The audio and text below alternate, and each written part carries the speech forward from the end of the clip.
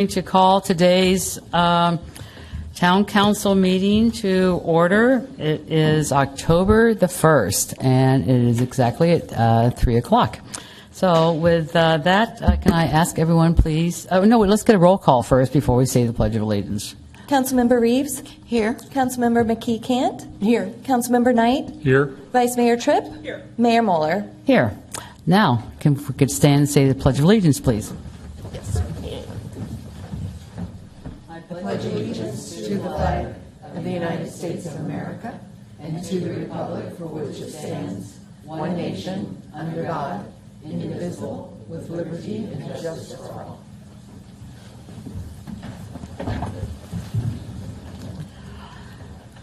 And now, if there aren't any requested changes, I would like to get a motion to adopt today's agenda. Move adoption of the agenda. I'll second that. Do we have a motion and a second? Should we just do a voice vote? Okay, all in favor, say aye. Aye. Aye. Any opposed? Any abstain? Passes unanimously. Any council member announcements? I would like to turn my time over to Samantha. I think we have some update on our big parade this weekend that you might want to announce for us. Thank you, Mayor. Sure. So at this point, we are still monitoring the weather, but have made the decision to cancel the festival portion of the day due to the heat warning. We do plan to continue with the parade that starts at 11 a.m. And usually lasts less than an hour, so wrapping up by noon. But we will continue to monitor the weather and make any future decisions we need to based on what we keep hearing. So we are also hosting our information booths out in front of the community center starting at 10 o'clock that day. So we've invited them to come out. So Upper Valley Disposal Services, the Yountville Library, and the Friends of the Yountville Library, as well as the Yountville Fit, will be out there just talking to people if anyone wants to come out. And so that'll be starting about noon or 1? 10 o'clock in front of the community center. Oh, so 10 o'clock prior to okay. the parade, and then they'll get out of there before it's too hot too. So. And maybe just quickly, the cooling centers because of our excessive heat. Absolutely. So the Yountville Community Center is open until 9 p.m. Tonight, tomorrow, which is Wednesday and Thursday, and then Friday till 5, 8 a.m. to 9 p.m. those days, and then 8 to 5 on Friday. And then the Yountville Library is open 8 to 5 on Saturday. And then we'll keep tabs. We keep monitoring it, and John shares with me information as well to see if we want to open Sunday as a cooling center as well. All right. Thank you very much for taking over my council comments. I appreciate it. Councilmember McKee Cant. There is a temporary business set up in town on the lawn in front of the marketplace. This is a fragrance company called Le Labo, short for The Lab. They're under the umbrella of Estee Lauder, but they are here in town until October 27th.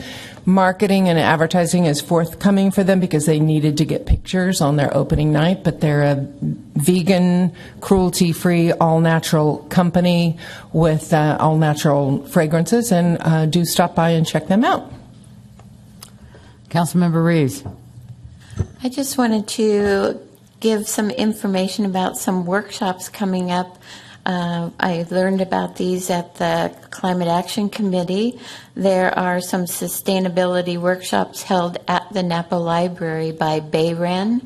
And the first one is on the 10th of October, and they'll be exploring heat pumps and how to go about installing and getting those things and why they are a good idea.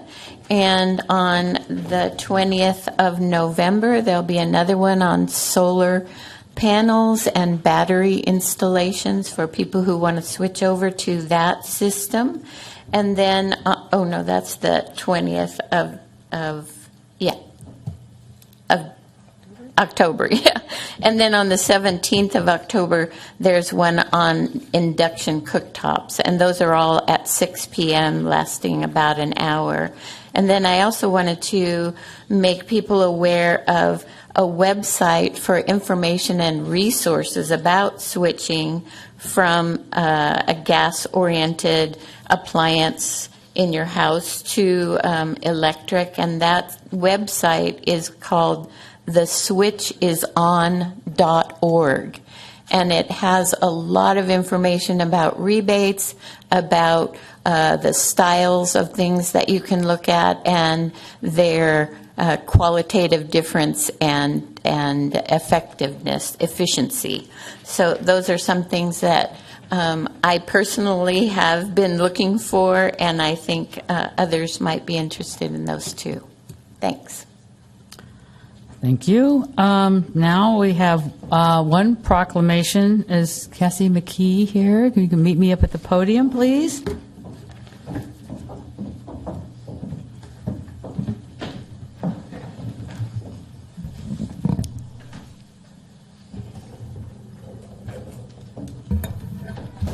Hi, Margie. Thank you very much for coming again. It's good to see you again.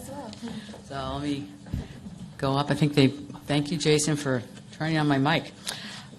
We have a proclamation today for Domestic Violence Awareness Month, October 2024. Whereas News, Domestic Violence and Sexual Abuse Services is commemorating 43 years of service to survivors of domestic violence in Napa County, having opened the first confidential safe house on October the 5th, 1981, and began providing safety to those escaping abuse. And whereas every year since 1989, the United States Congress has proclaimed October as Domestic Violence Awareness Month, renewing our country's commitment to standing against domestic violence and meeting the needs of survivors. And whereas Domestic Violence Awareness Month is about raising awareness and uplifting the needs, voices, and experiences of survivors. This year's national campaign of Heal, Hold, and Center calls on us to ponder how our community is helping to heal, hold space for, and center the voices of marginalized survivors.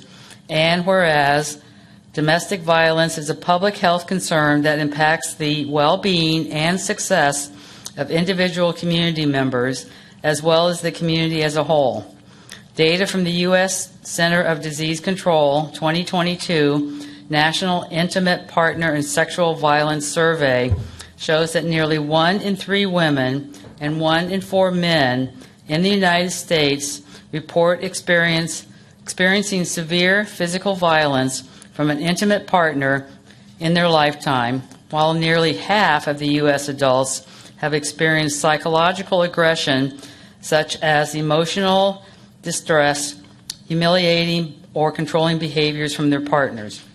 Domestic violence can cause severe physical and emotional distress for survivors who are more likely to become suicidal and lose economic opportunities from the abuse.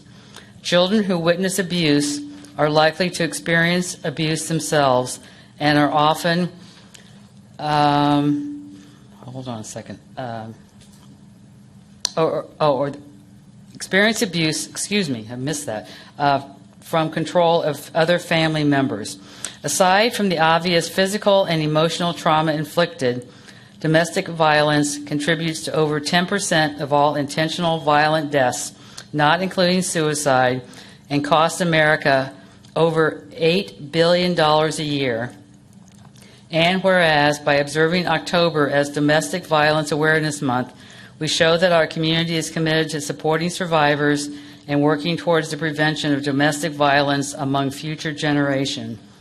And whereas in fiscal year 23-24, News provided services to over 1,700 of our Napa County community members, including 24-hour response, assistance with protective orders, safety and shelter, permanent housing, financial aid, support groups and children's services for issues related to violence in the home. And whereas in fiscal year 23-24, News served 6 clients from the town of Yountville, including children. The News helpline received 20 calls for assistance from Yountville residents. Clients from Yountville received emergency assistance and crisis intervention services, court advocacy, and accompaniment, including help preparing and filing restraining orders and support for our Kids Exposed to Domestic Violence program. Now, therefore, let it be resolved that I, Margie Moeller, Mayor of the Town of Yountville, along with the Town Council, does hereby proclaim October 2024 as Domestic Violence Awareness Month in Napa County, and encourage all residents of Yountville to honor domestic violence survivors and those who serve them during this month and throughout the year. Thank you very much. Would you like to say a few words? Yes, please. Thank you so much. Come on up for it. Good. Do a little Zoom. On behalf of News, I would like to thank the Town of Yountville for its recognition of Domestic Violence Awareness Month this October. This year's campaign calls on us to heal, hold, and center survivors, especially those navigating anti-Blackness, Asian hate, and other systems of oppression. We know there is no survivor justice without racial justice. We must work together to embrace the many cultural ways we can heal from violence and oppression, hold space for survivors, and center those most marginalized in all of our efforts to end domestic violence. Bell Hooks once said, "Rarely, if ever, are any of us healed in isolation. Healing is an act of communion." We encourage you to look to your community for ways that you can connect and foster healing together this Domestic Violence Awareness Month. News is here to provide services to survivors and increase awareness of the issue. It is in this way that we will be able to break the cycle of intimate partner violence. Thank you for your continued support of News and survivors all across the Napa Valley. Thank you very, very much.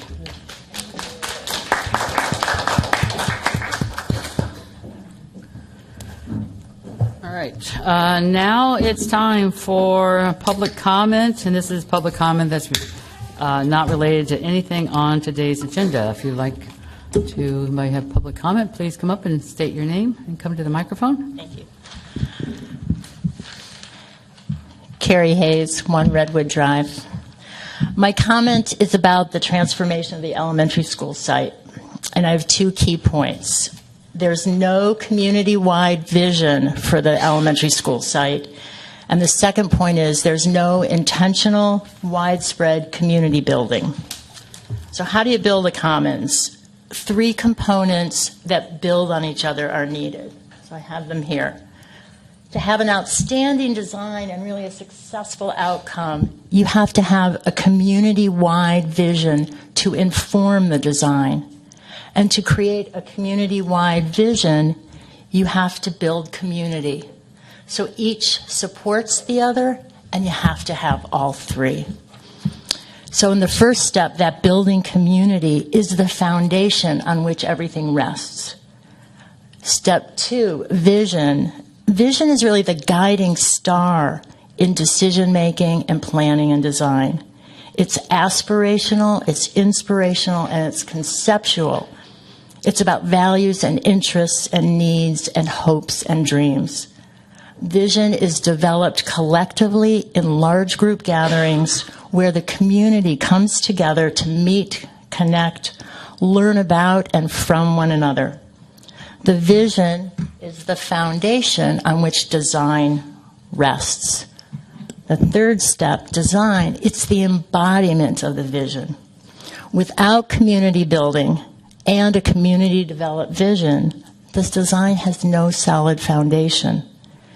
And so I want to illustrate the distinction between vision and design. I'm going to refer to the Declaration of Independence and the United States Constitution. The preamble to the Declaration of Independence states, "We hold these truths to be self-evident, that all men are created equal, they are endowed by their Creator with certain unalienable rights, that among these are life, liberty, and the pursuit of happiness. That to secure these rights, governments are instituted among men, deriving their just powers from the consent of the governed."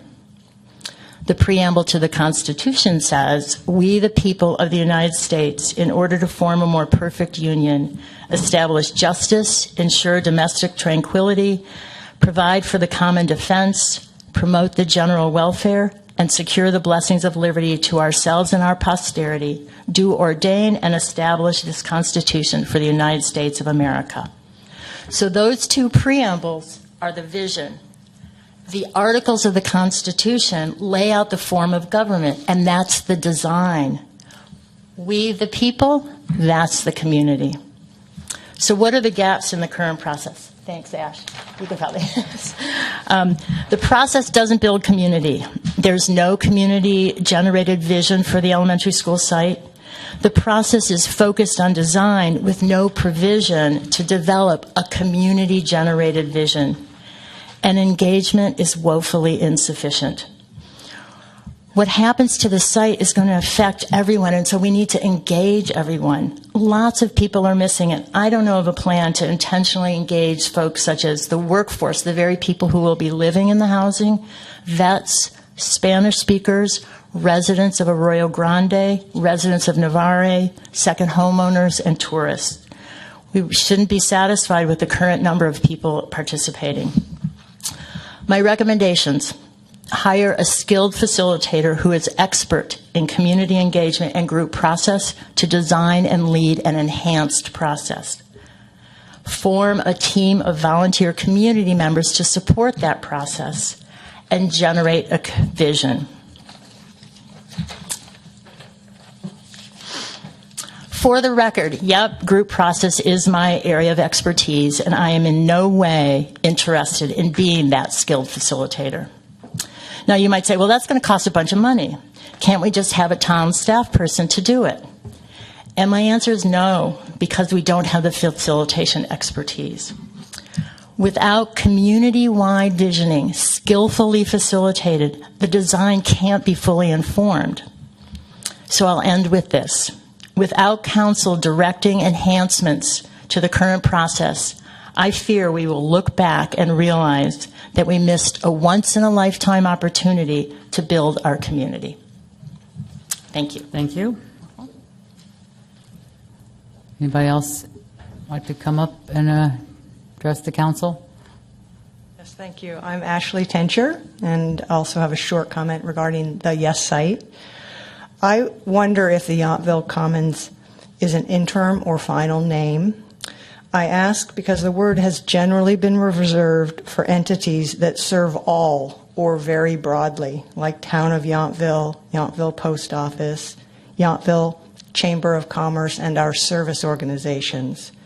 Generally, our housing developments do not have the name Yountville in them. I see the highest and best use of the former Yes site as workforce and senior affordable housing. It might or might not remain a town asset. And I think now, as a person who's lived in the town for a really long time, I think of the Yountville Community Hall plus the Yountville Community Center plus Yountville Post Office as our commons. I remember when that was being developed, we were having these very same conversations about the center of town and where we could gather and go and know someone. May we please consider many community imagined names in addition to Yountville Commons as we choose a final name.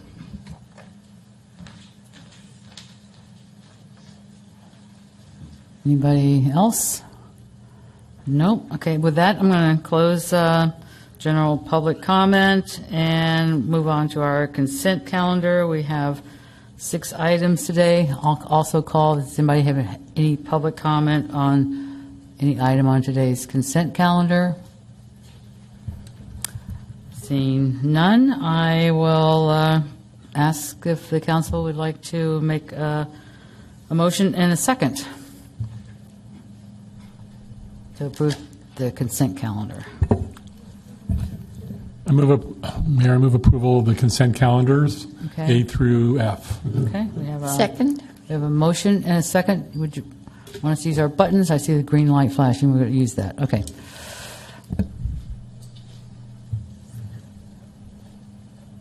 The consent calendar passes unanimously. Okay, great. Thank you very much, everybody. And we have no guest presentations today and one public hearing. The public hearing is for us to consider adopting Resolution 24-4314, approving a use permit for a tasting room with wine tasting, occasional evening events, retail sales of wine, and related merchandise at 6795 Washington Street. So since this is a public hearing, is anybody here representing the applicant today? Oh, then I can modify my process. So I'll just skip all that part. And so Does any council members have any conflicts that they would like to make a statement? Mayor Moeller, I will need to recuse myself from this because my property is just touching the 500-foot mark. All right, we'll make sure that we come get you, or if you're watching, we'll wait for you to get back for the next item. Thanks, Councilmember Reeves. And so with that, I'm going to go ahead and open the public hearing, and we just want to ask if anybody has had, any council members had any ex parte communications with the applicant they'd like to disclose? Nope, seeing none. All right, Mr. McNabb, our current planning director, would you like to give us a staff report? I would love to. Thank you, Mayor Moeller. Ken McNabb, Interim Community Development Director. The application before you is a request for use permit approval to establish a wine tasting room in the Washington Square Center at the corner of Washington Street and Madison. The proposed use would be located in Building E, which is the building that's highlighted in red on this slide. This is an existing commercial space that fronts on Washington Street. The space itself is approximately 1,556 square feet in size and features an exterior patio area between the building and Washington Street, which is shown in the top photograph on this slide. Many of you will surely remember that this space was formerly occupied by the Gerard Tasting Room from 2008 to 2023. The Gerard permit expired, and that is why Hope and Grace is before you requesting approval for a new use permit. The business operations being proposed are very similar to the operations of Gerard, and we'll get into that in just a minute here. Just a little background, Hope and Grace currently operates in the EJC Plaza at 6540 Washington Street. Their lease is ending at that location, and they wish to relocate their business to the Washington Square site. Their current operations at the EJC site would remain substantially the same at the new location, generally involving daily wine tastings from 9:30 to 7, pickup events, evening events from 6 to 10 p.m., and limited live music indoors. They do plan on continuing with 25% of their space being dedicated to merchandise and retail sales, and they're not proposing any on-site food prep. Any food service would be catered.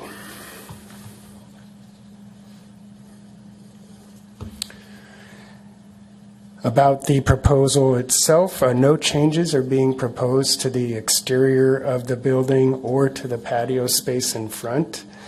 Interior improvements would include installation of a new bar, new display cabinets and shelves, new appliances, and cosmetic improvements, what we call cosmetic improvements, lighting and paint on the inside. Contemplated seating would be for 30 to 40 customers indoors and up to 12 customers on the patio. And a question did come up about exactly where the seating is going to look like and where it will be located. This is a staff's interpretation of a concept of how seating will play out in this area based on the information in their application and based on subsequent discussions with the applicant. I'm hoping the applicant can be here to verify this is generally accurate, but I just wanted to make sure council understood this is a staff-prepared graphic. So for the indoor seating, the entry area, which is actually facing the internal side of Washington Square, so on the left you see kind of at the bottom of the graphic a doorway, that is the entry area. In that area there would be a bar area with up to 6 seats and 2 high-top round tables with 2 to 4 chairs at each table.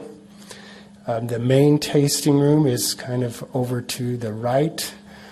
with the doors opening out to the patio there on the very right. This area would also have a bar with up to 6 stools, a high table with up to 4 seats, and 2 settees or sofas with 2 to 3 people each. The applicant also envisions a private tasting room, which is back in the upper left side, with a table that would seat up to 8 to 10 people for private events. And then, of course, on the patio, the applicant's proposing 3 tables that would seat up to 4 each. In total, the seating capacity would be 36 to 52 customers. And just for comparison, this is just slightly higher than what was allowed for Gerard's, which had a maximum of 45 seats. On September 10th, the ZDRB held a public hearing pursuant to our code requirements to consider the application and make recommendations to the council. The ZDRB was very supportive of this relocation of the business, happy to see that they found another place in town to continue to operate, and very encouraging of them to use their space to help activate the Washington Street area, the northern end of town. Key conditions of approval suggested by staff and supported by the ZDRB are listed here. One thing I do want to highlight is the applicant, I believe, initially only anticipated a couple of events a year. The ZDRB went ahead and approved up to 2 events per month should things take off here, and also as a way to encourage the business to help activate and bring energy and activity to that area. So that was a ZDRB recommended change.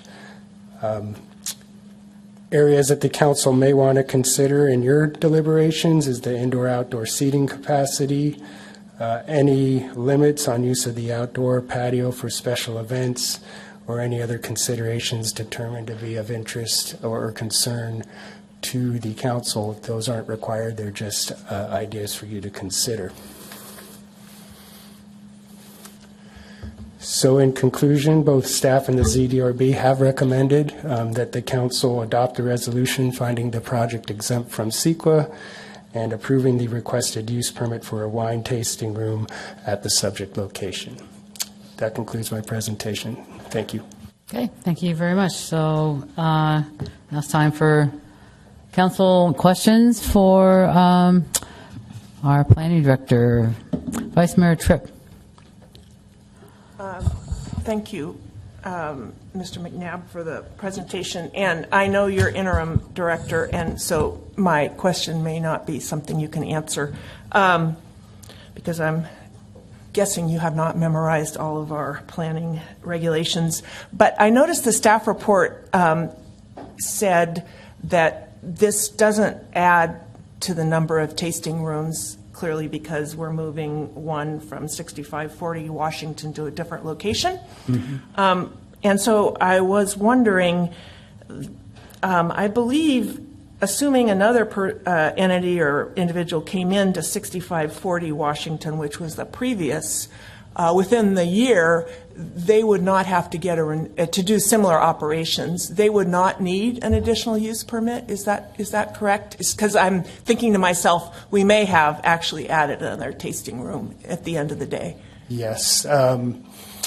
So if there is a use permit for that space at EJC, then yes, that use permit is valid. It runs with the land, not with the business, and would remain valid for up to a year for another business to come in and locate a tasting room potentially. Okay. So it's there possible. Is that potential? Yes. Okay. I just wanted to clarify that.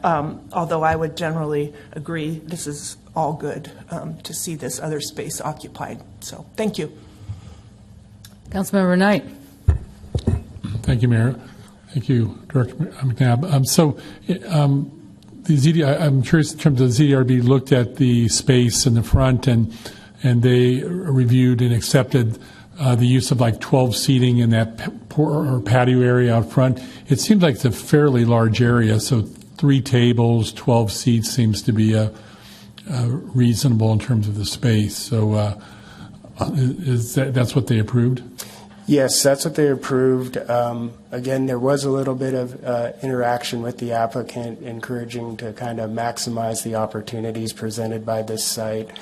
I think at this time the business owner applicant is just focusing on, moving their existing operations over to their new space, which does, have expansion potential for them as far as their offerings, but that they really weren't focused on that at this time, not to say it couldn't happen in the future. And so I believe, I can't speak for the ZDRB, but my impression was their condition allowing up to 2 events per month was intended to, allow for the business to start to do some more things than it's anticipating right now without having to come back. If the council were to see the same opportunity just for seating on that patio, the council certainly has the discretion to approve, more seating in that area. However, there's parking constraints. There is a parking area dedicated for this site, so I just suggest you be cognizant. They do have a little more indoor seating now than what Girard had in the past. So just keep in mind that if you are interested, or if the council is interested in allowing more seating out there, there's a parking consideration too. Thank you. Mayor, just another follow-up question, and this is following up with the Vice Mayor's question. So we're back now because Girard's use permit lapsed, because it's been more than a year, but Girard was a wine tasting setting before, so we're going back. I mean, we're in theory maybe adding or not, but we're back to our established number of wine tasting locations pre the loss of Girard's use permit. Is that correct? I think so. You might even look at it as we're down one, winery since Girard closed in 2023. Today, I think it would be, a break even with the move from one location to the other. Vice Mayor Tripp correctly pointed out there is a potential for a new tasting operation in the old space. But aside from that, it would be, a wash in my opinion. And then also, the use itself is very similar to Girard's in terms of intensity and the types of activities that are being proposed to be held there. And as far as staff is aware, we have not had any complaints either at the Girard location when they were in operation or the Hope and Grace operation at their current location. They both have been very responsible operators. We're talking about two similar use permits uses at Hope and Grace and Girard. So when we're looking at this Girard use permit tonight. So we're looking at the Hope and Grace tonight. I mean the Hope and Grace. So Hope and Grace moving to the old Girard site is basically we're talking about similar uses that existed. Yes. So thank you. Councilmember McKee Cant. I support this move. I think the livelihood and engagement there in the street front will be an improvement, especially over the last site that was kind of tucked in, and the entryway to Hope and Grace was on the inside of the building. I did note that Girard's use for the deck, as they are calling it, our patio, was limited to not to exceed 20 seats and 5 tables, and the maximum number of patrons permitted on that deck was not to exceed 20. So I realize that Hope and Grace is just trying to get the move going, but would it make sense that we look at that number that was valid and workable for Girard and encourage them to, because that is a big patio. 12 people is really going to look like nothing out there. Yeah. I think certainly the council could. I just remember where Hope and Grace has only a few seats out there, and that's probably where we want to see the seating and activity. They do have more seats inside than Girard had by probably about 10 at a maximum level. So, if you want to encourage it, now is your opportunity to modify that condition to allow for more seating out there. Purchase order for seating, they might want to get a few more chairs. So talk to us about the parking impacts, because even though I would love to give them more seating, I don't want to impose parking that they haven't really kind of considered. So it's kind of a bit of a toss-up. Yeah, I think you're right, Mayor. There is a dedicated parking area for this use. The previous operator, Gerard, had a similar number of seating capacity, just distributed a little different. So I'm not sure there's how real a potential for a parking impact would be if you were to approve additional seating outside. Also, I think we have to assume that there'll be some patrons who walk to this site. Yountville is a very walkable town. My understanding, the council's long been focused and the town's making efforts on improving the walkability of the Washington Street corridor. So, in short, Mayor, if you were to support, some additional seating outside, I'm not sure there'd really be that significant of an impact. Parking-wise. And the only thing I'd like to add, because this is a little bit of an unusual case, and we obviously don't have the tenant or the landlord here, but I do know, because I was involved before Ken, that the landlord was very hesitant to lease out the space, predominantly because of parking issues. So this may be one of those cases where actually the landlord doesn't want you to expand the number of chairs because they want to limit it because of their concerns about parking. So if they were here, we could have a conversation about it, but I would just suggest, based on the application that's before you, it's probably best not to talk about expansion because it may create a conflict between the tenant and the landlord. Thanks for the comment. Vice Mayor Tripp, more questions? Quick question to Town Attorney Bell. Should we decide to increase the seating on the patio, given that wasn't in the publicly noticed hearing item, and who knows, maybe some people do have issues related to the parking, would we be able to do that at this meeting? Yes, because the public hearing notice was about your consideration of a use permit, and your agenda title is also broad enough for your consideration of a use permit. So Okay, yes. Thank you. Councilmember Knight, another question? Thank you, Mayor. Thank you.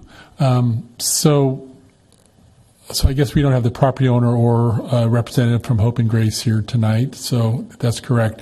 I guess I'm uncomfortable without them here and having that dialogue about adding space, because I assume at some point staff has looked at this report and at least it meets the parking requirements as it does now. But I am curious about, we have a use permit where we limit 12 out front, but we have agreed to a total number.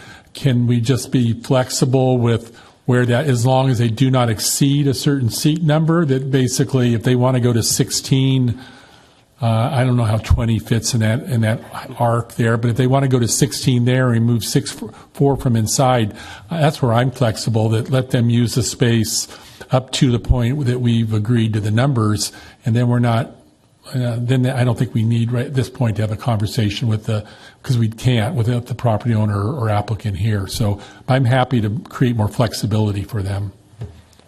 I think that would be a fair approach. You're not approving an increase per se, you're giving the applicant flexibility on where to locate a total number of seats that they've identified in their application. So I think that's fair, or would be fair. Okay, so with that, I'm going to ask the public if they have any comments that they would like to make on this item.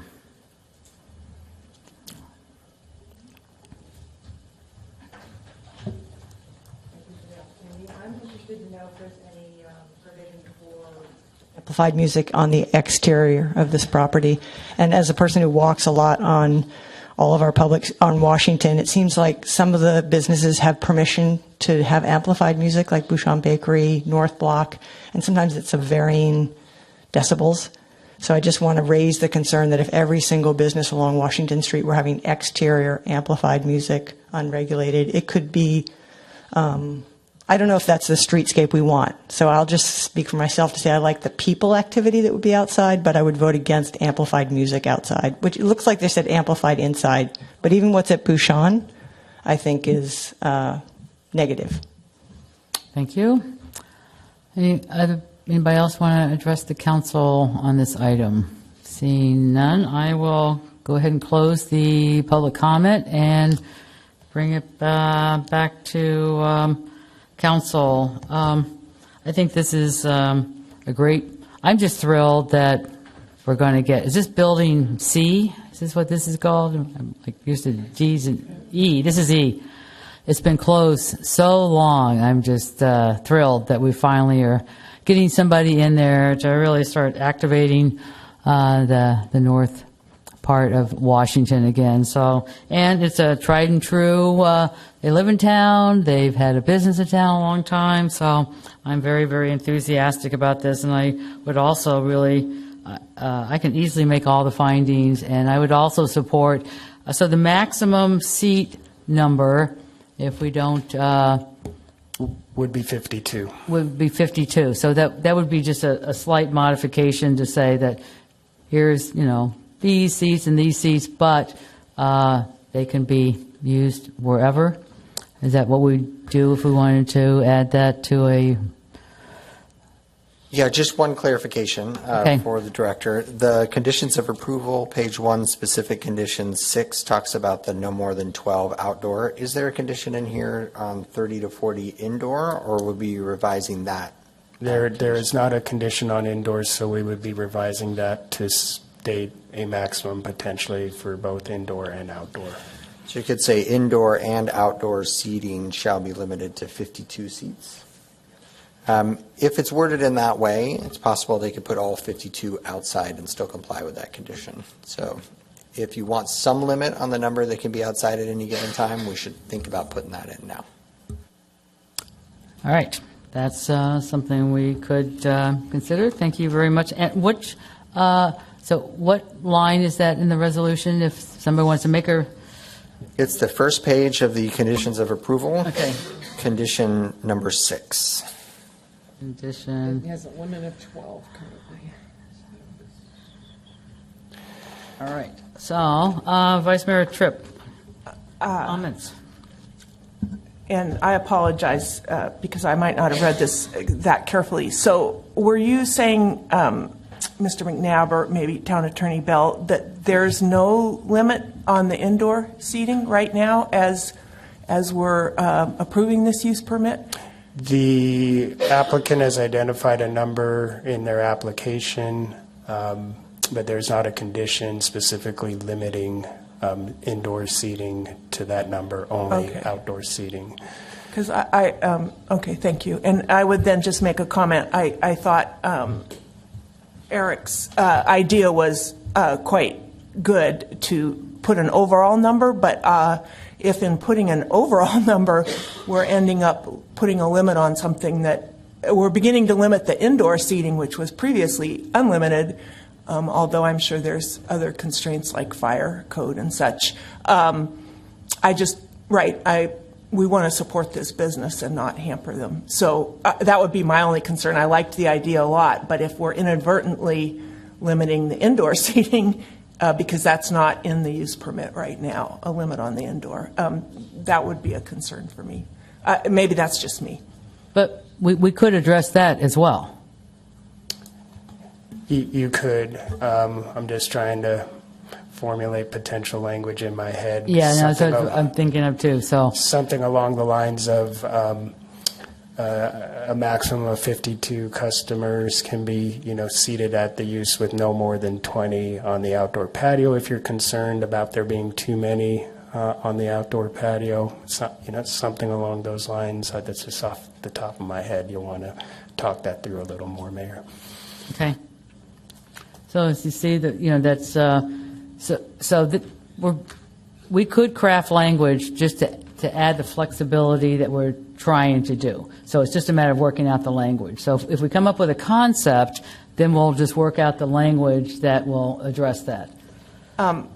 Yes, and I'm in no way arguing with you, except to say that, as I understand it, the applicant put forward that in general they're planning to have 52 people, but the use permit that will get issued doesn't say that now. So no matter how we go about it, we will be putting an overall number, will put a limit on how many people they can have inside.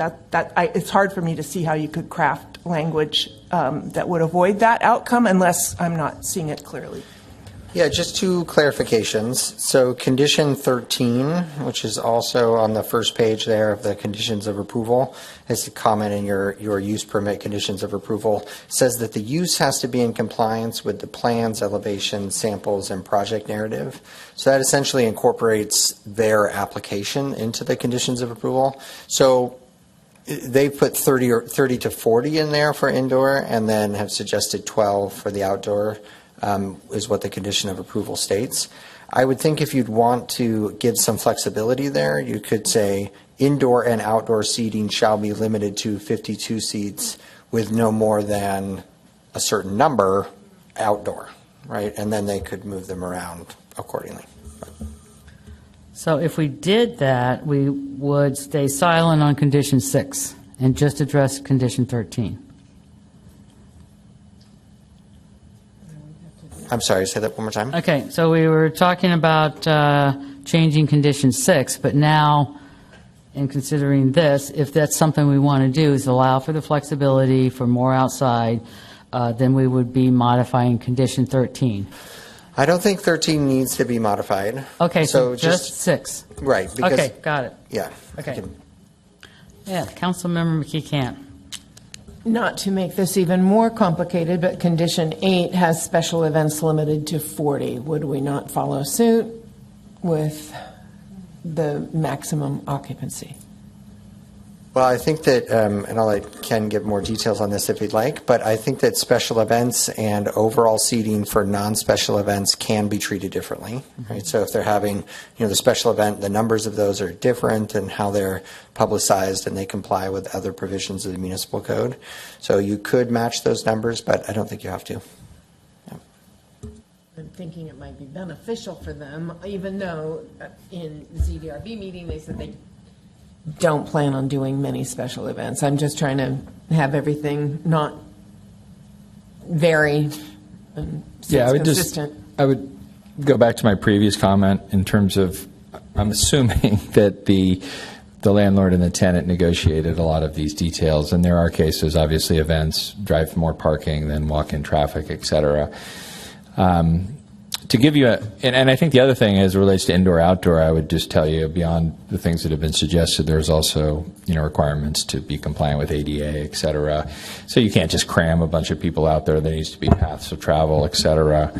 It feels to me like to provide the flexibility you want, I think that really the condition is the 52 number, and maybe it's a half and half, right? 26, limited if you feel like limiting the outdoor, but I think other constraints will limit the outdoor, so I don't think it's necessary to necessarily define a number for the outdoor. I think other constraints will do that for you.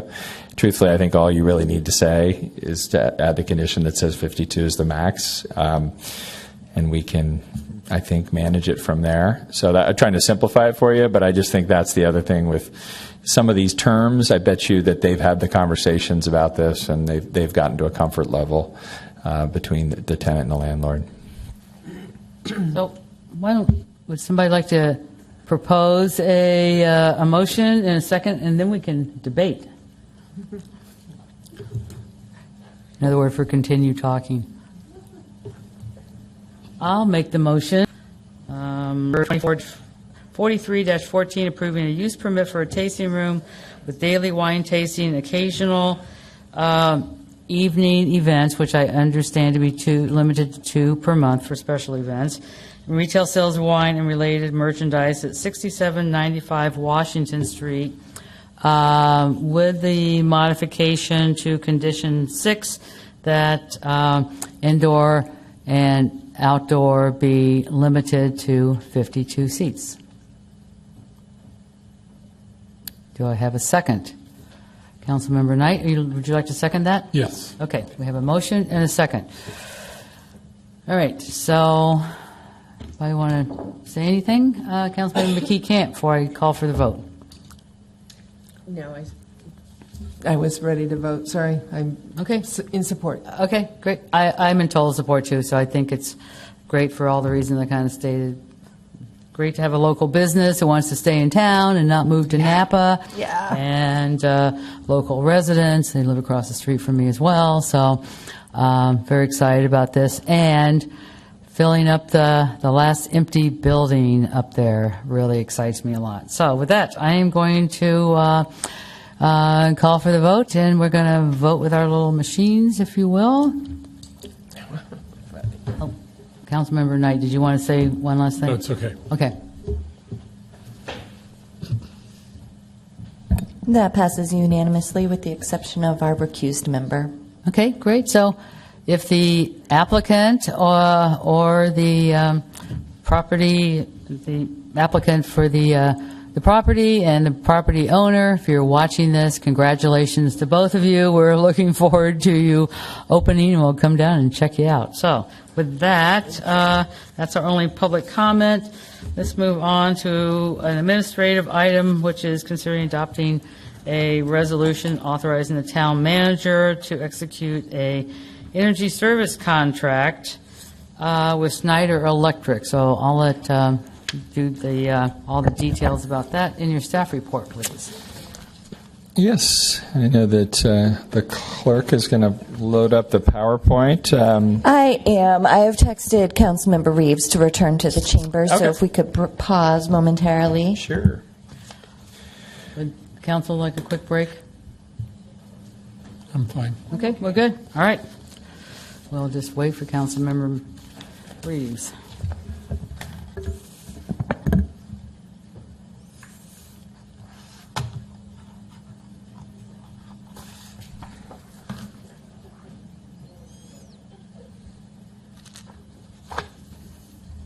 Okay, welcome back. I do want to introduce Elliot Feldman, who's in the audience. He will be part of the presentation. He's the representative from Schneider Electric. The staff report that's before you is recommending approval of a energy service contract, or sometimes that term ESCO is used, in my understanding, for two things, both a contract and a company. So ESCO, in essence, is an acronym that's referring to qualified companies that are allowed, and Gary can talk about some of the special language or legislation that allows for these types of contracts.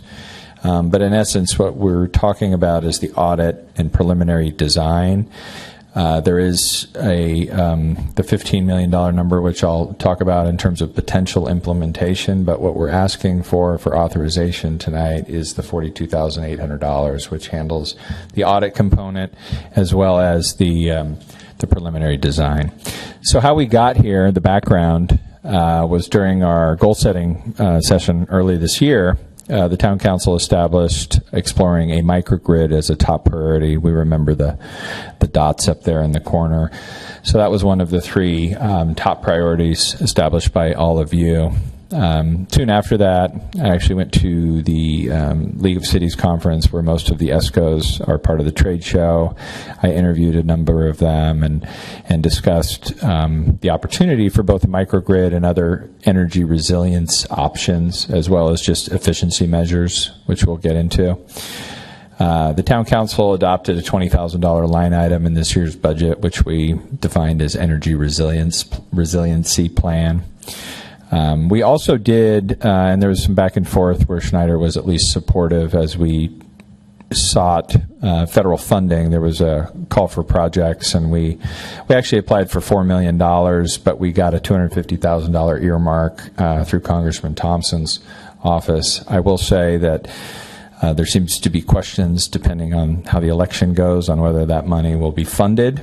So it is earmarked, but whether or not that funding is available, we will not know until December or January. But it is sitting somewhere in an earmark in a bill specific to energy resilience. And then I'll ask Gary to sort of expand, but there are specific state laws that require ESCO contracts to be structured in this manner. So, Yeah, I'll give a brief overview. Won't go into as much detail as we could, but happy to if there are questions on any of the specific things I'm going to talk about here in a moment. So the normal process that the town follows when you contract for a public work includes having some firm design the work, and then taking those designs and going out to bid through a competitive process, and then awarding a contract to the lowest responsive and responsible bidder. And those are the contracts that you see on your agendas regularly that you approve here at these meetings. There is a separate process in state law, and it specifically authorizes this type of contract. It's under Government Code 4217.12 and following, or 10 and following. And it authorizes a design and build contract, meaning to have the same firm do both the design piece and also to construct it. But in order to use that process, the town council needs to make specific findings, and those are the findings that are in the resolution and also described in more detail in the staff report that accompanies the resolution for this afternoon. And the contract has to result in an equal or greater amount of savings than the cost. And so that's part of the findings that you're making and the data that's being provided. And I think staff can also go into more detail on that piece of it if you'd like. And there's also a conflict of interest rule that prevents contracting with the same firm under separate contracts for the same project. Right, so as a general rule, you don't contract with one firm for an earlier phase and then contract with the same firm for a later phase. They're said to be interested in the later contract, and so that's why there's a single contract for all of this with a not to exceed amount and then a notice to proceed process. So as the contract is currently drafted, there are 3 phases. There's an audit phase, which I believe is already underway, and then there would be an audit report that's produced. From that audit report, the town would issue a notice to proceed for the design phase and could pick all of the things that are in the audit report or some small subset of all of the things in the audit report, just one thing that's in the audit report, or no things. So if you chose not to proceed, you would pay the contractor the cost for that audit report, which is $20,000, and then that would be the end of the contract.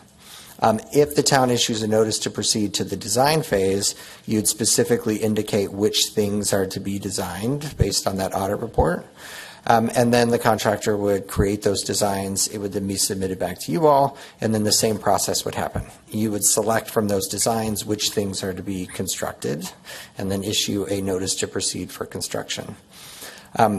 The $50 million is a maximum to account for if you decided to do absolutely everything that could be done and that you might want to do and that the contractor could do.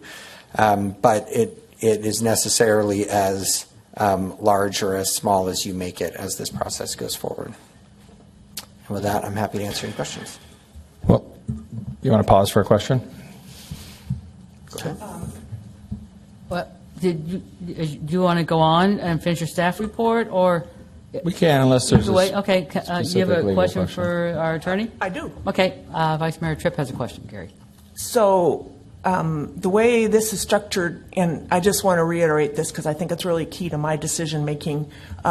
After phase 1, which is the audit, and then again after phase 2, the town really can terminate the agreement with no harm, no foul, in the sense of no further obligation on either side. Is that correct?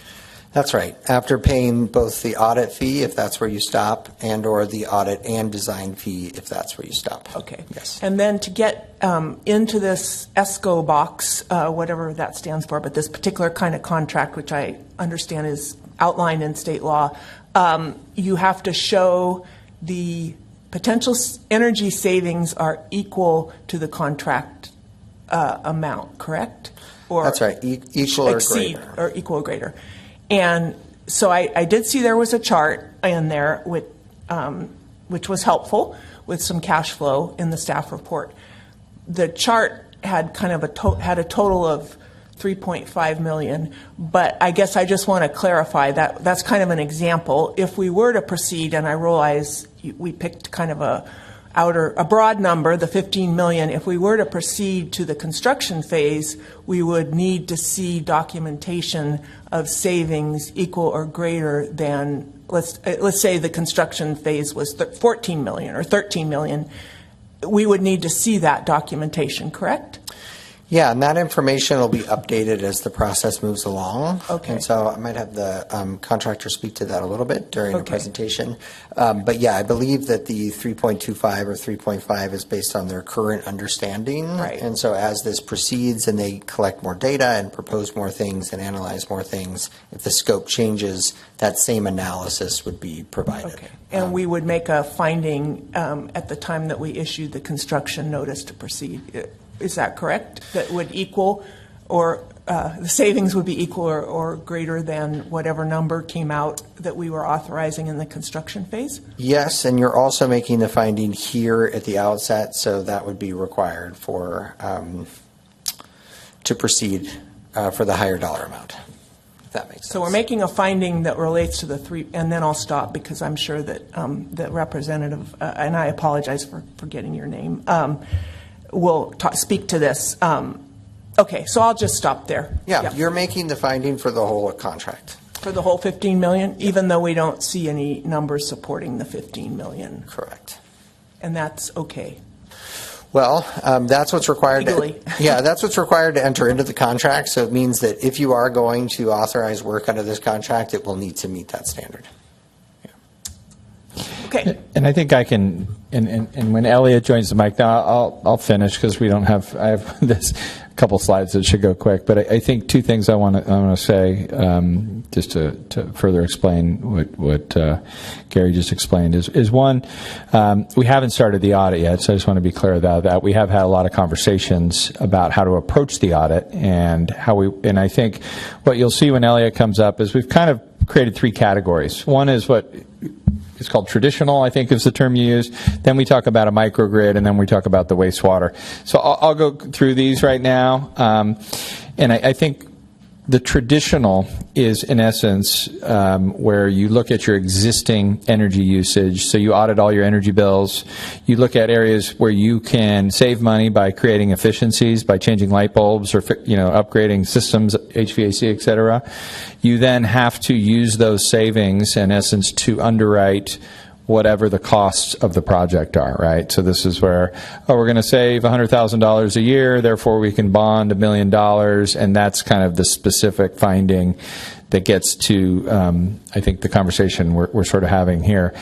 When you get into the microgrid and the wastewater projects, those are obviously, we have wastewater, and John's going to talk about that a little bit, but as we talk about a potential microgrid, and we're exploring that, through the Yountville Commons and a new project, it's a little different dynamic, but it's the same theory applies, is whatever we propose to you will have to show that the savings, if we invest in battery backup or solar, will, in essence, save money on what would be an energy system if we didn't do those things. And it's a little trickier, right, because you're auditing something that doesn't exist. You're sort of projecting things. But I think the most important thing for today is what I said at the beginning, which you look at the breakdown is, the $20,000 again is the audit's already budgeted. That's what you authorized through this year's budget. We will look at that as well as kind of these new systems, and then we will decide if we want to spend the additional $22,800 on preliminary designs. We will then come back to the council with those findings, and we will make some decisions depending on what they are.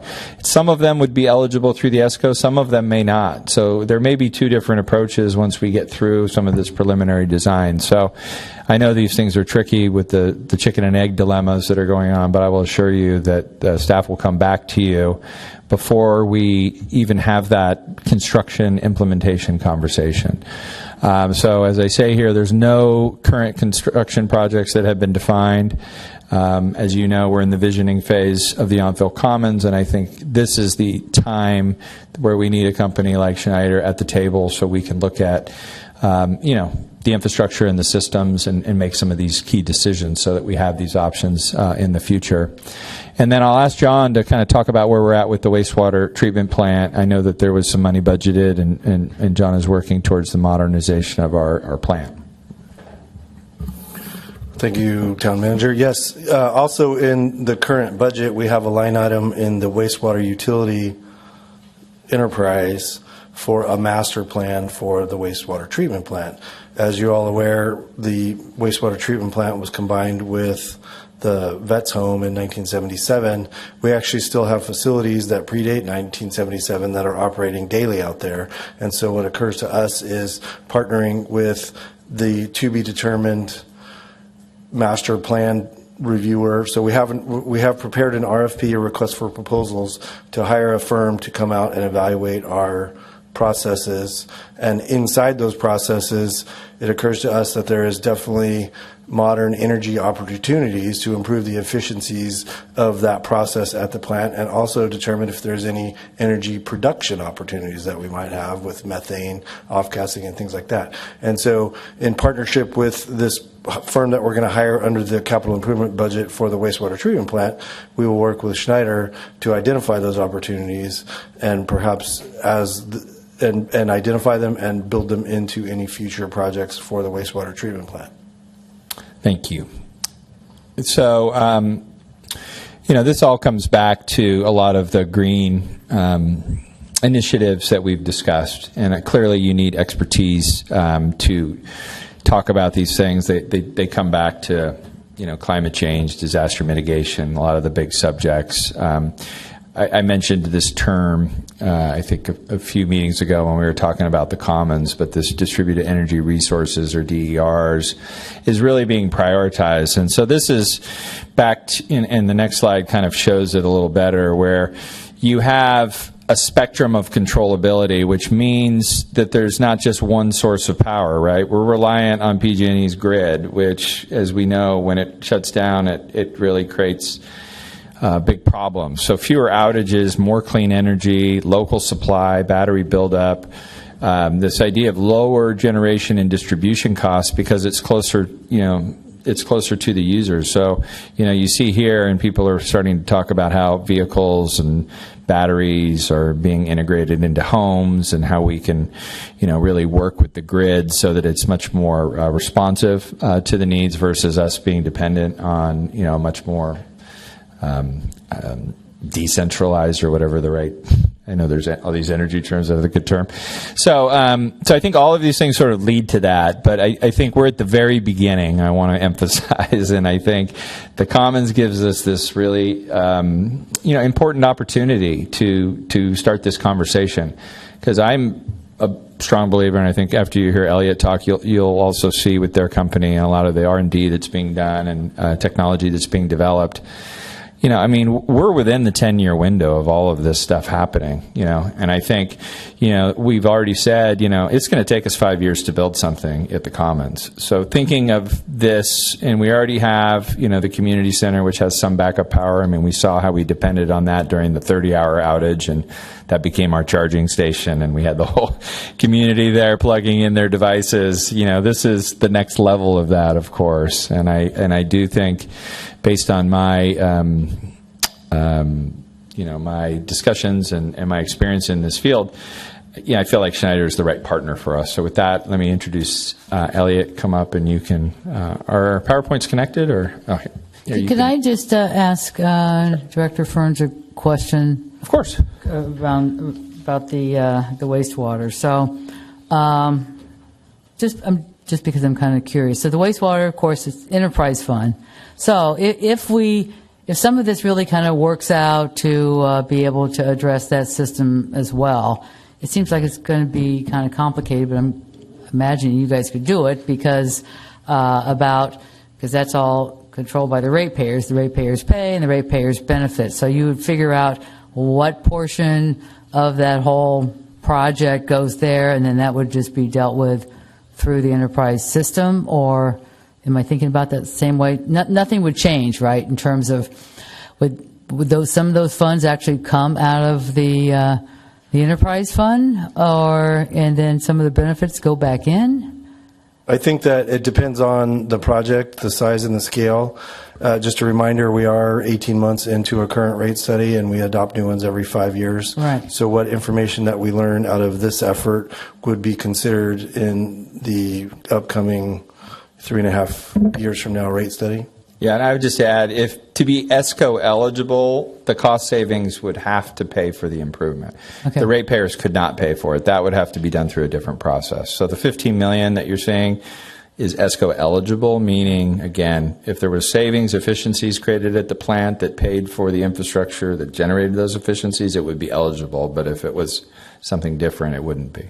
All right, so basically what you're saying then is that we would get the benefit, but the ratepayers wouldn't really have to put up any of their funds, but they would still get the benefit. So, if it was an ESCO eligible if project. ESCO eligible, okay, so that would be a great thing if it all worked out that way to let everybody in town know, because that would be all ratepayers. All right, thanks. And there'll be some examples, I think, for wastewater plants that Elliot will share. Okay.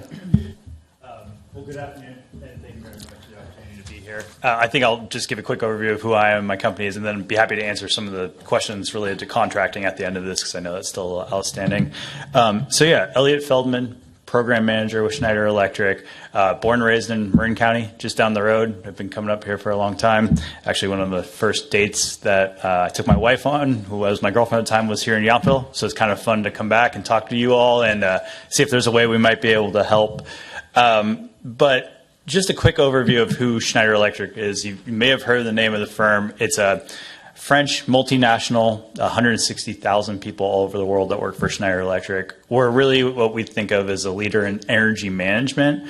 But as the clean energy landscape has really changed so much recently, we're also a leader in sustainability projects. And so a lot of our work kind of is at the intersection of those two, which I know is really important to a town like Yountville. Specifically, I work in what we're calling the ESCO group, or the Energy Services Company group. I've done projects all throughout California. I've been in this industry for about 15 years. So up here, you can see just a kind of a quick overview of some of the projects that we've worked on. I put together this list to really show quite a bit of range that we have. And that's everything from working with a small town on what we call the traditional pathway of energy efficiency projects, all the way to working with somebody like Valley Sanitation or a large water wastewater project, near the hundreds of millions of dollars scale. So we really can help in a lot of different ways, and we tailor it specifically to what you're looking for. And I think that's going to be evident in a couple of the other slides coming up.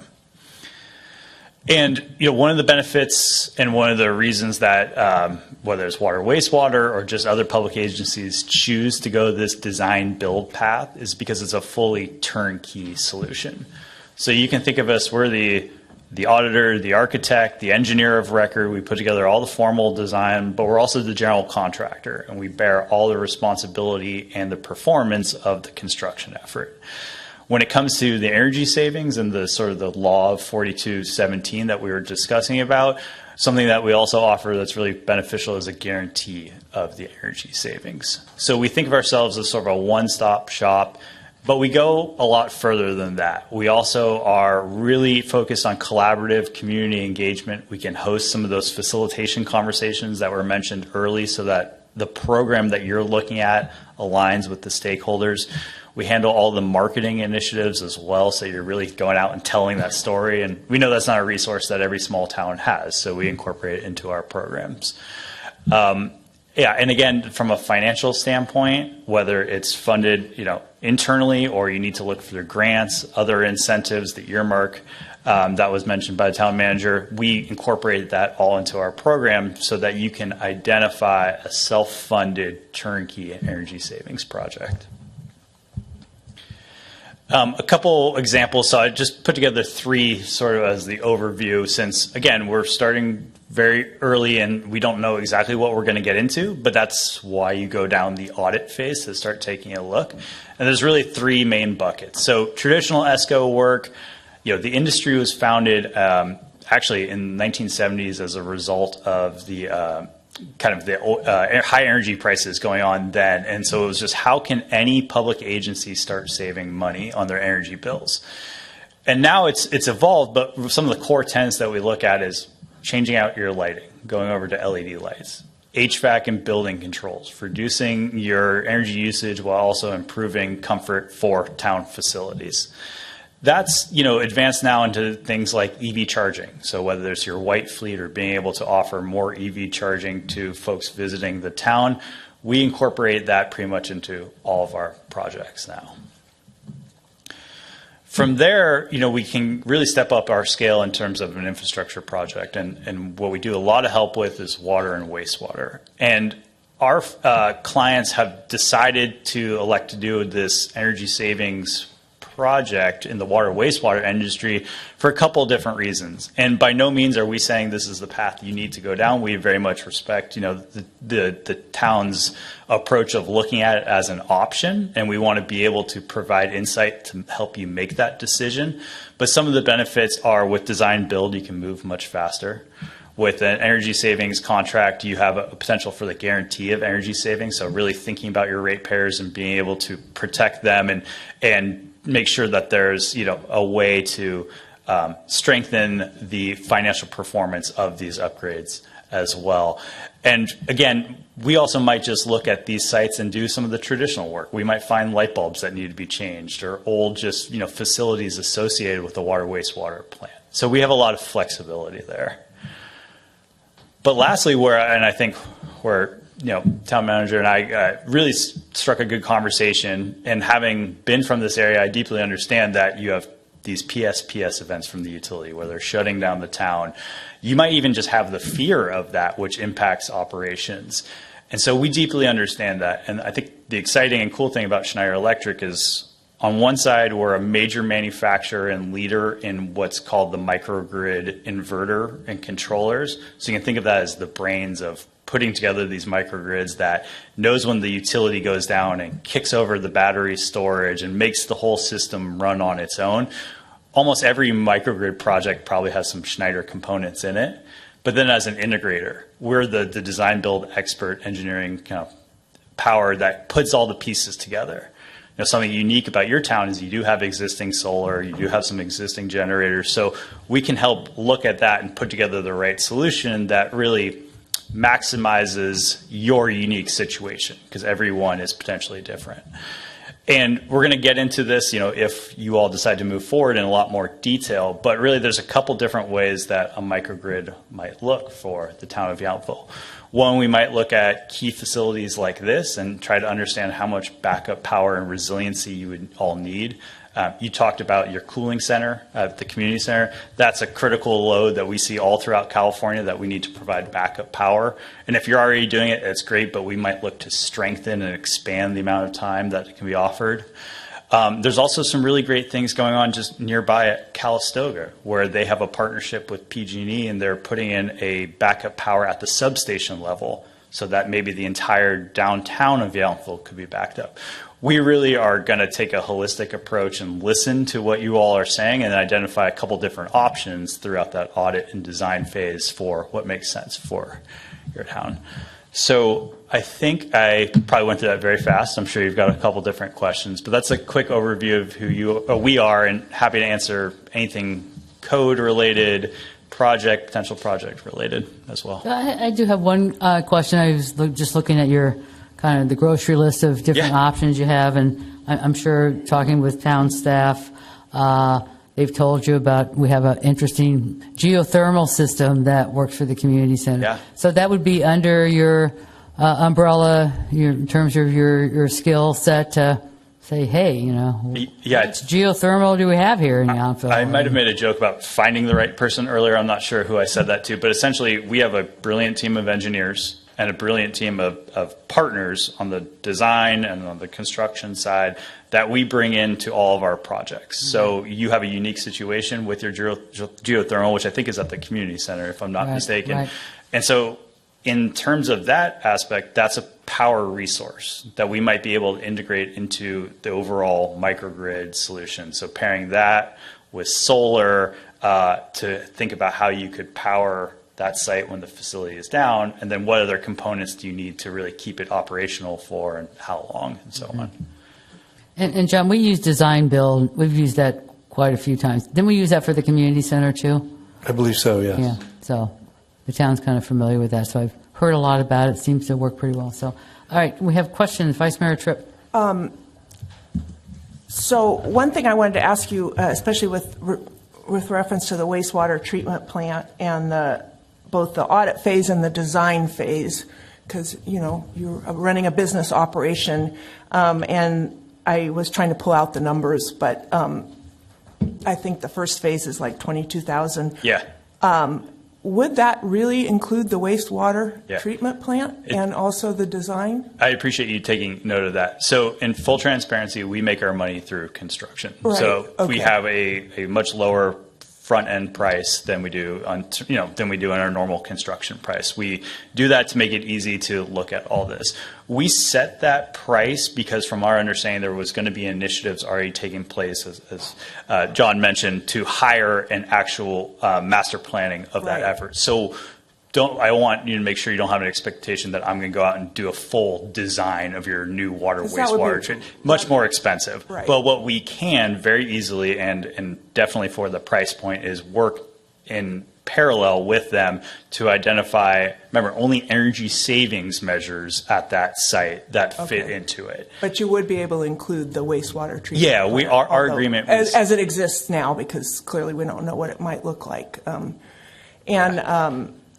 So I think what you're saying is, in part, if we went out to just hire an engineering consulting firm to do this, we might pay a little more because and the way this is structured, we are sort of, if we decide to proceed, we're committing to proceed with you, I think, basically, or your entity, your company. Is that?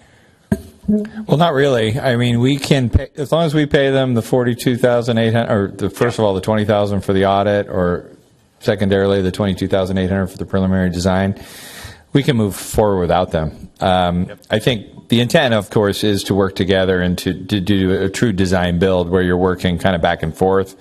But at that point, we can move forward and hire an engineer and go through a more traditional, I would say, design bid build process. But you do lose, I think, what you're hearing, which is kind of this benefit of having expertise at the table while you're, because we did allocate $400,000 to an engineer, what will be, in essence, an engineering firm that will look at the wastewater treatment plant. So I thought it was $250 because I remember really stumbling over that in the budget. No, was it $400? I believe it's $400, yes. Okay. Well, I had a question about that too, but I'll just be honest. What I'm trying to wrap my head around is the $15 million. Yeah. And I totally get turnkey because having been involved previously as a lawyer with some construction litigation, to have only one entity to look at so that engineers aren't pointing at the builders and blah, blah, blah. And then if you get a warranty that in terms of performance, that's even better. Right. But it's so early to make such a large commitment. So I'm just trying to wrap my head around that. Yeah, so and you would understand that's a large amount of money for a small absolutely. town. And so let me hopefully just settle some of those concerns. Is by no means are we saying this will be a $15 million project. Okay. What, per working with Town Manager Bell, is we need to establish a what did I say? Attorney. sometimes he's the town manager. That was not a Freudian slip. We needed to establish a not to exceed amount for the actual contractual agreement. So. But you don't have any idea what we're going to build. So the $15 million really isn't a not to exceed. We don't know what we're going to do, right? I mean. Well, I would say it's definitely much more a not to exceed than it is a commitment. Right. Because I think, there's no commitment to anything at this point. Because of Town Attorney Bell, we do have to have a number. And I think we chose, we could have chose $50 million, truthfully. It's such a shot in the dark. And I think because of the work he was doing in Auburn, we sort of gleaned from that. Because we're similar, I guess, in some degree in scale. But it is a shot in the dark. So again, it is more of a not to exceed than a commitment. I mean, I think, as I already said to you, we're committing to the 42 or the 21st and then the 22.8, and then we'll come back to you, and then we'll have some numbers to talk about.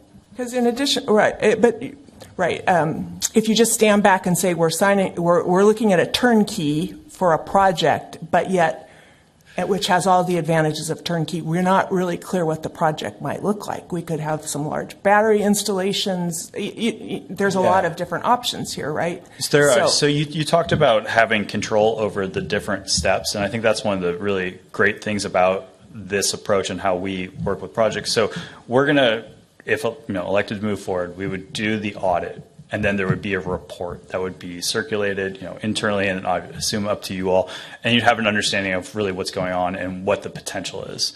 And then with direction, if we move forward, there would be that potential preliminary design phase that looked at specifically what projects you wanted to within. And then there's another stopping point, and there's control. And at the end of the design, there would be an actual dollar amount associated. So by no means are you saying, yes, you're committing to a $15 million project.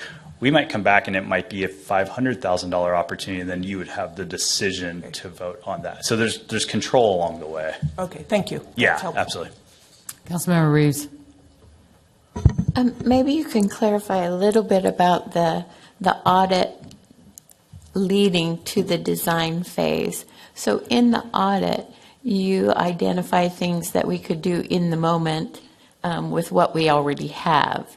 But do you allude to things that are potential projects, or does that come in the design phase? That's a good question, because it's handled differently between just projects. But essentially, the audit is going to show existing conditions, the amount of energy and operational costs in your current conditions, and then a roadmap of where that could go. So, for example, you could replace your your fluorescent lights with LED, and we'll show a preliminary savings number then.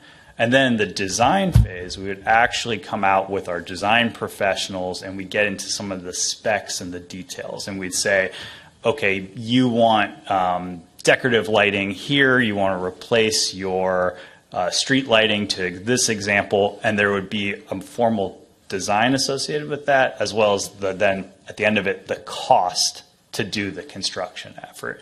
So there's a little bit of overlap between, but one's essentially establishing your baseline and where you can go, and then the details and the full cost to actually implement that in the design phase. Can I ask another question? You mentioned that you produce particular components for these systems, and do you consider that the one-stop shop?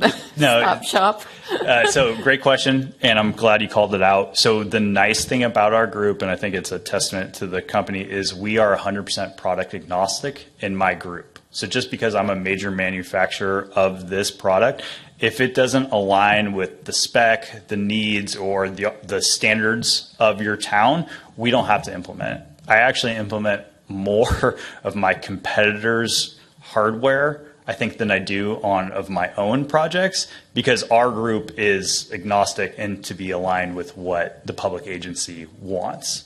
And that's an exciting part for me, because by no means am I trying to push our product out only. And maybe you could fill in a little bit about what distinguishes your company versus other companies as far as us choosing you. Sure. Yeah, absolutely. So there's a couple of things I could point out. I mean, we've been ranked independently as the #1 ESCO in the United States for the last 4 years. We've also been ranked as the overall most sustainable company in the world, which is a pretty great accolade. But I would think almost equally as important is our approach. And what we have is more repeat business. Something that we really stress is doing projects over multiple phases. We don't want to rush someone into a large project, which I think lines up really well with your timeline, is that we may start small, and as things expand, as your school site takes off, we might look at that as a future phase. But I've done more 4, 5, 6 phases of work with my clients than I think any of our other folks in the industry can say throughout California. Thank you. You're welcome. Councilmember McKee Cant, questions? Pam kind of led towards this question, so I apologize if I missed the answer, but we have the existing structures that you would be evaluating and energy usage. But as we look at the commons, since that won't be taking form for many years in the future, how does that work, that you're laying the groundwork with something that's not really tangible? And if we work with you to select some of the ideas now, do we lock in the rates now for today's market, or how does that work? Yeah, good. Well, let me answer the last part first. So on the construction standpoint, we'd have to look at what your timeline for implementation is if we were to build something over that time. As we all know about the volatile construction markets that we've been in the last couple of years, prices change radically. So we would be very honest and transparent if we could lock something in. But I would think about it more this way. It's more allowing a sustainability and energy partner to have a seat at the table as you craft your vision and start to implement what that site is going to look at. So there's a lot of benefit in having early conversations to think about microgrid potential when you're doing your siting. These battery storage systems take up a lot of space. And so if you think that's a high priority, then we would want to work with your architect to identify where that could go. And we would want to understand, make recommendations about how much backup power is actually needed based on your goals. And so we're just looking to collaborate and lend our expertise into that planning process. And then if there does come to a time where we would build something there, that would be fantastic. But it's more in the planning stages now. That falls into the design kind of phase. Yeah, I mean, transparently, it's a potential opportunity down the road. So I'm happy to invest my time to have conversations and sit. I also really enjoy the stakeholder and planning process. So we're happy to do the audit of your existing facilities and then have conversations about what the future might entail at no additional cost. So your report would mostly drill down on our existing facilities and the wastewater treatment plant? Yeah, you actually, my engineer asked that specific question. Where in the report is the future conditions going to go? And so I think there would be a subset of maybe the specific school site or future endeavors that we could call out that gives you that roadmap to reference back to as it goes further along. Makes better sense. Thank you. Yeah, you're welcome. And then, John, for you, the $400,000 that we've already budgeted and committed, what allocation of that is already committed with other partners that you're working with? Does any of this, would any of this roll over to work with Schneider if we were moving forward? So the $400,000 is in the budget. We have a draft RFP that we're hoping to publish later this month or early November at the latest, and that money is specific for that RFP. And for the specific, any of the specific work that Schneider could do? Is there any overlap, or is anything we do with Schneider going to be additional? I think that any work with Schneider would be additional. Okay.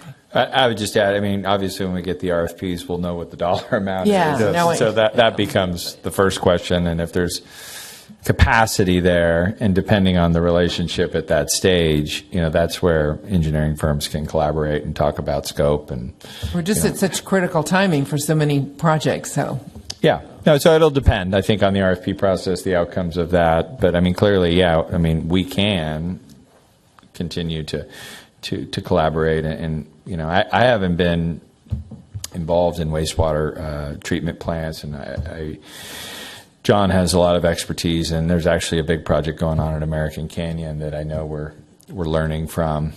So I think that's a big opportunity. But the $400K was identified and discussed, absent or separate than the conversation with Schneider. So thank you. Yeah. Councilmember Knight, question? Thank you, Mayor. I just have to say, I mean, looking overall at the report, I appreciate the work that the staff has done and the work that town attorney has done, maybe negotiating with you. That it just seems to me this is the most timely process, and that this town has an opportunity to move forward on, because we've really been focused. We've been talking to this council about resiliency and sustainability, but for years, with our previous town manager, we've taken little bites out of looking at being more resilient in terms of geothermal at the community center and solar at the community center and electric stations, electric vehicle charging. But it just seems now is the right time, and it's interesting to see that you have this experience from communities as unique as Gustine, where my in-laws, my father-in-law, mother-in-law retired all the way to Auburn, but you have this experience where you're working with a wide variety of communities. So I'm kind of curious too, when you think of Yountville too, to talk more about this, but we're really at the place where, especially with the wastewater treatment plant, where efficiencies and energy long-term are just probably massive benefits for our ratepayers as we have to every 5 years renew our contract or the rates for that. But if you just tell me more, I just think in terms of when you come in and work with other communities, it seems right now we're at a place where focusing on resiliency and sustainability really benefits, and our report talks about that. We're really talking about the opportunity for long-term benefits for the community, and Absolutely. I'm curious to see how, from your experience with working in communities as small as Gustine to Auburn, how that experience has been. Yeah. Well, first of all, I'll share a connection around Gustine, which is not everyone knows where that is. So I appreciate you saying that. And it's about a few minutes just north of Santanella on Highway 5. Santanella. So we're talking about in the middle of the Central Valley. There's probably not an inch of California I haven't visited for this job. So when there was an opportunity at the town of Yountville, I did not hesitate to come talk to you all. But you're spot on about timing. And I would say in the 15 years of doing this, timing is so important. And coming in when you have a lot of ideas, you have energy, you have a need, we match up really well with that. Because we're not a traditional low bid contractor by any means. We really look to do this turnkey, comprehensively, and help in a lot of different ways. And when our programs align with sustainability, with funding, with construction, with exciting initiatives and new things, that's where we help best. And so, just after meeting Brad and talking more, we were excited because we felt there was an alignment between where we help and then where you all are trying to go. And so that was exciting to me. And again, we have experience helping from the smallest of towns. I did a project with a school district in Central Valley that had 150 kids to Los Angeles sanitation, and it was a very large project. So we know how to help in a lot of different ways. It's such a dynamic community in that we have this just important relationship with the Veterans Home and the state, and there's not many communities that have a water supply that is this close to their community, and this unique relationship we have with the Veterans Home, and a property and campus that we want to we want it to stay there and exist and to improve. And right. I just feel positive there's hope for relationships as you work with us, that you build broader relationships with our partners here. Absolutely. In California. That it's an exciting time for us, and I look forward to working with you. So thank you very much. So I'm going to start kind of wrapping up here. I'm in full support of this. I mean, great. Just the way it's kind of like set up right now, where we have a very discrete number. We can take it one step at a time. We'll learn a lot. This all kind of came about, I'm sure, our town manager told you about it, during a strategic planning meeting we had. But we have so many problems with PG&E here, and getting a microgrid just to have a little sustainable electricity with what we're specifically charged with, which are town facilities and properties. Hopefully, we can come up with some other things that might broaden it. Our downtown's very important to us. That drives a lot of our income that we can do. So I'd like to. We'll just take it one step at a time. So right now, this step, I'm in favor of taking it. So just general comments about that from the council. Councilmember Reeves. Well, I agree with you, because I think it's really prudent of us to address our current needs, and exciting to sort of designate what our future possibilities are and opportunities are. So I really support this project and this direction. Thank you. Mayor, too, I look forward to the hope of what this project can do, but what's very good about what we see before us now is that every step of the way in the audit design, there's review, there's notices to proceed, there are steps of where a council, future councils can make decisions, can look at what has been done, look at the, look at what can be done in terms of low fruit that you can, low hanging fruit where you can do things right away that will benefit the community, and everywhere in this process, the steps are clear that we can take it one step at a time, and it's a good contract, and I look forward to, and I support it. Thank you. Councilmember Key Kent, would you like to put a motion on the table? I would. I am in support, and I think this would benefit our town as a whole, holistically.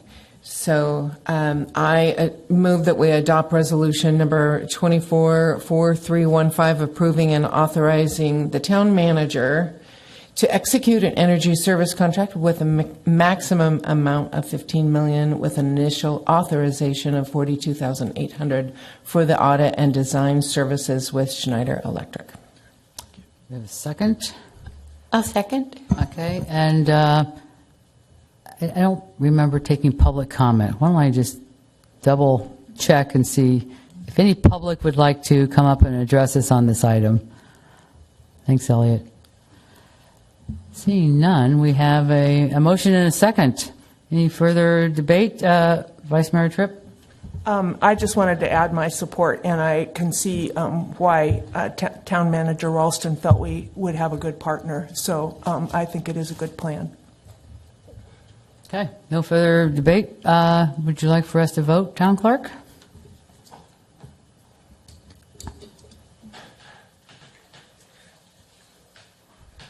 And that passes unanimously. All right. Great job, everybody. Onward and upward for Yountville. So I think we're maybe even going to have a PSPS event that won't affect Yountville this week. So again, I can't say anything about your timing, but it seems to be kind of amazing. So yeah, thank one you other very much. was just like, if you look at the dots or look back at the dots, I thought another interesting thing to point out was that this item of exploring got all 4 color dots. There was a blue dot, a red dot, a green dot, and a silver dot. So it demonstrated how, emergency preparedness, how Yountville Green, what I consider to be health initiatives, which I'm not sure who put the blue dot, but someone made the connection to health and obviously resources. So it's interesting also that it covers like kind of all the stuff that we prioritize beyond just getting 5 dots. Having 4 colors to me was a really, and I appreciate the support, because I also feel, with Schneider and Elliot, like he mentioned, like there's a lot of, pun intended, positive energy flowing. And, one of the obvious observations for me when coming to Yountville was there is no better town in terms of geography and how it's organized to implement a microgrid. And we can get into that, but clearly the connections and the concentration of the commercial district and the size and also the energy usage, the restaurants and hotels use a lot of power. All of those things kind of align to this huge opportunity that connects so many dots. So thanks for the support, and we're gonna get to work. All right, great. Well, thanks for coming to Yountville, Elliot. So one more time. Marin's not bad either. I'm very lucky right now. All right, so we're almost done. Staff presentations. Do we have any? No, I think Samantha said what she needed to say earlier. I did want to, which but mentioned for the public, we have canceled the October 15th Town Council meeting, so we won't have a meeting on October 15th. We will reconvene November 5th.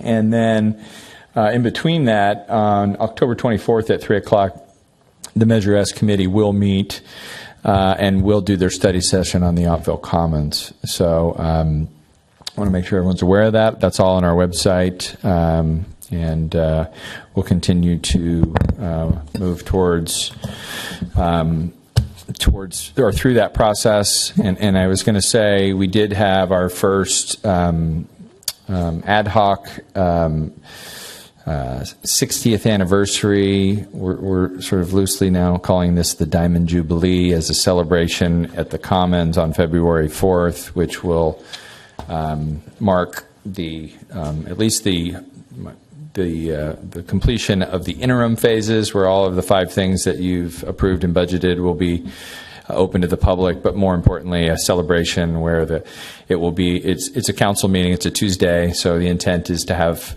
sort of a short meeting and then have a celebration next door, where the public and the residents will come to enjoy what we've accomplished through the interim phase, and depending on where we're at in the visioning process, to see some visions, if you will. So, yeah.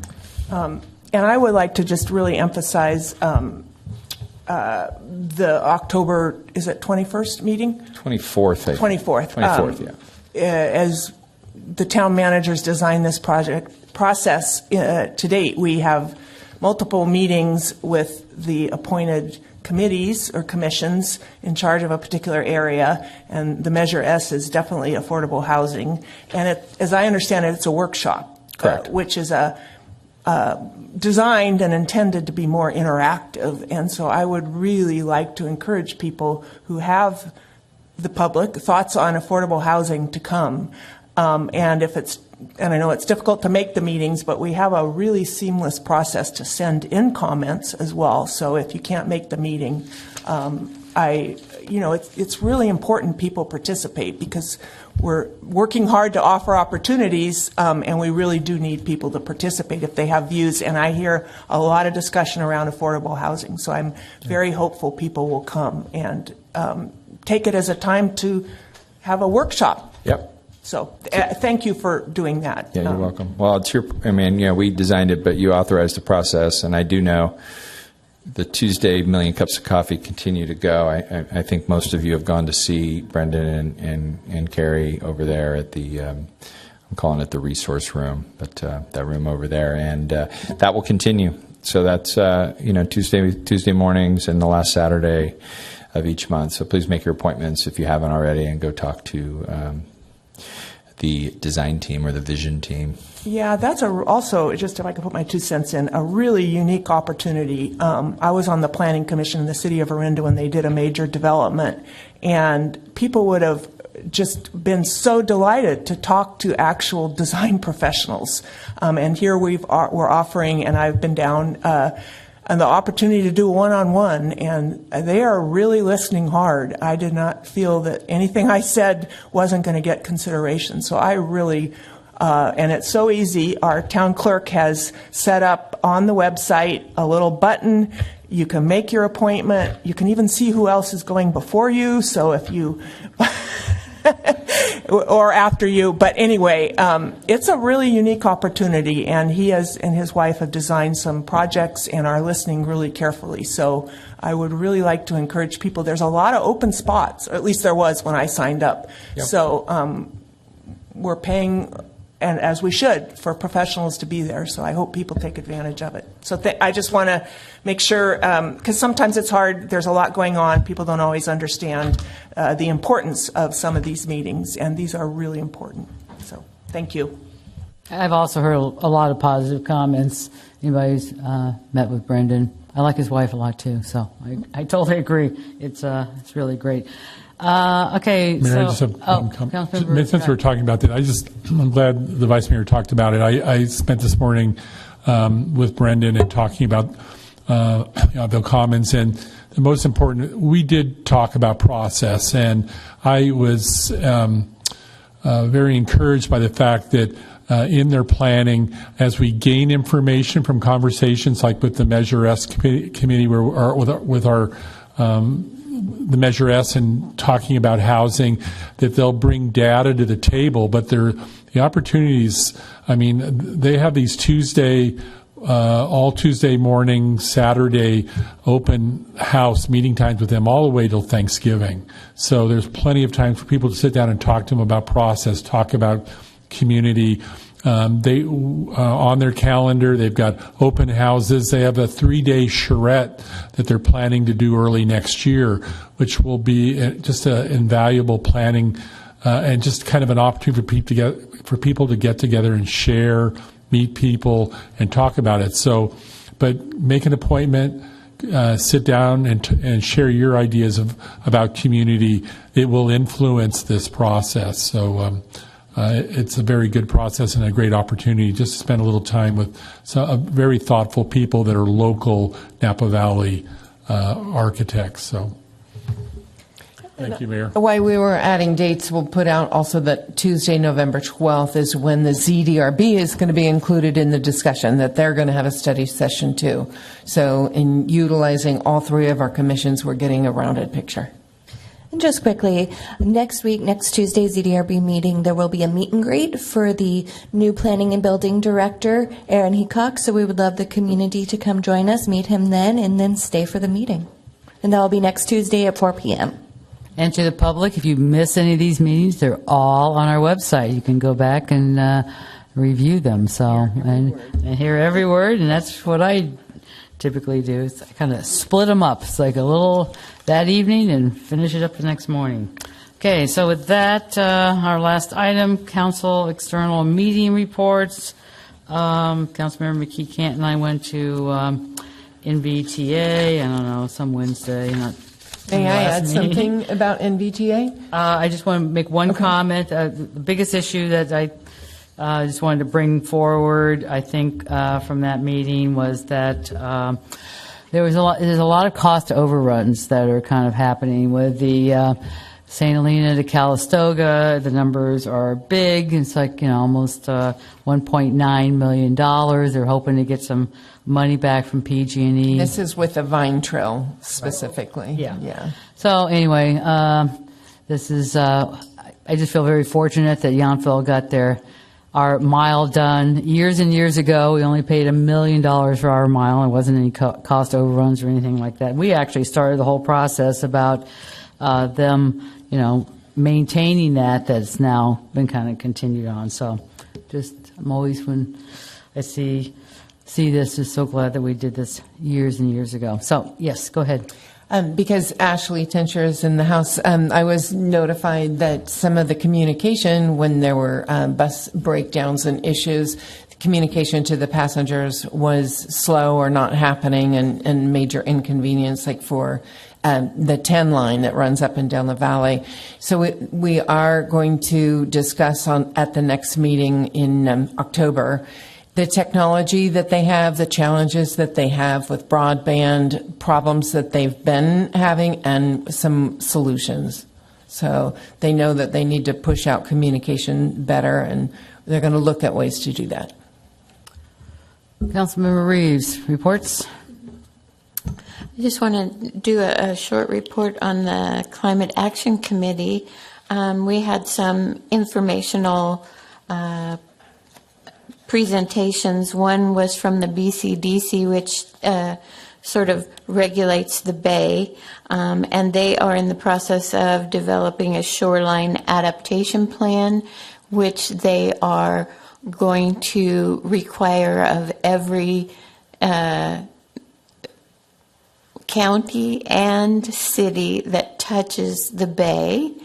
And the Napa County has a short amount of overlap where the Napa River comes into the county, and so they will be required to do a plan. And I think I discussed this with our town manager. We need to be cognizant of the things that are driving this adaptation plan, which is the rising sea level, which has already risen 8 inches in the last several years, and the kind of surge and storm issues that happen when there are high tides, and Napa River is a tidal river, and all of the things that we've done in our community as flood protection depends on everything that's happened also in the south of us. All of the flood protection measures that have happened in South Napa, when those are impacted by rising water, then we are also impacted. So I think it's really incumbent on us to keep that on the top of our heads. And then there was a really informative presentation by the Peninsula Clean Energy Group, and he was presenting about transitions from gas to electric. And one of the major takeaways from that presentation was that their data show that what we always hear about electrification is that, oh, people's panels won't be able to take an all-electric house. And his data showed that pretty much every house uses only about 28% of their potential energy from their panel. So, and there are diverter switches that if you feel like you're going to take too much to charge your car when your gas or when your clothes dryer is working, those switches automatically change and the car gets shut off. So all of these devices and new ideas about how to share energy within your own house don't actually require you to make that huge expense of changing your electrical panel, which is a big stop for a lot of people. So I thought that was very encouraging and helpful for people who are considering changing over to electrical appliances. So that's it. Okay, thank you. Just one last mention. We have a new administrator at the Yountville Veterans Home, and she was sworn in on Monday. Her name is Dr. Holly Holstein, so I haven't met her yet, but looking forward to that. And seeing no other comments, I would just like to close out today's council meeting in honor of a really good friend, and he was also many years the main staff person for our U.S. Senator, and his name was Brad Oronato. I think everybody probably met him. So just in his honor, if I could get a motion to move that we adjourn today's meeting to November the 5th. Is that right? At 3 p.m.? 7th? Let me get the date. Move to adjourn, Mayor. That was a very nice honor. All right, so we need a motion. Second. We have a motion second. All in favor, say aye. Aye. Okay, thanks, everybody. Good night.